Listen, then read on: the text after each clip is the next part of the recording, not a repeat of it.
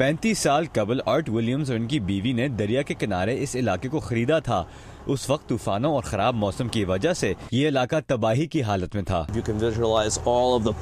ہر چیز تباہ ہو گئی تھی. ہم نے اپنے ہاتھوں سے اس کو دوبارہ کھڑا کیا. اب موسم نہیں، معیشت اس علاقے کا سب سے بڑا خطرہ ہے.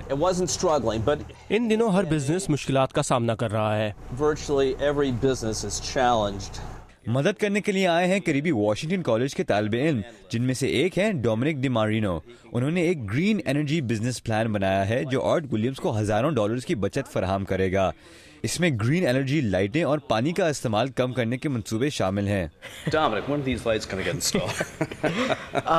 We're working with the electrician now, so hopefully in the next couple weeks. Associate professor Susan Vowels کا کہنا ہے کہ اس پروگرام کے ذریعے وہ اسٹوڈنٹس کو بتا رہے ہیں کہ منافع کے ساتھ ساتھ بزنس کو ماحول اور کمیونٹیز پر بھی توجہ دینی چاہیے. ہمارے اسٹوڈنٹس یہ سیکھ رہے ہیں کہ بزنس کے کئی پہلو ہوتے ہیں.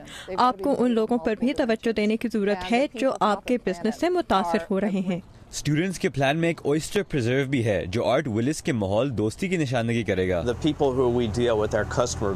ہمارے کسٹمرز اکثر شہروں سے آتے ہیں اور وہ اہم سمجھتے ہیں کہ ہم ماحول کی دیکھ بھال کر رہے ہیں، تو یہ بزنس کے لیے بھی اچھا ہے. ڈی مورینو ایک ریئل اسٹیٹ بزنس شروع کرنا چاہتے ہیں، لیکن ان کا کہنا ہے کہ بزنس سے کمیونٹی کو بھی فائدہ پہنچنا چاہیے.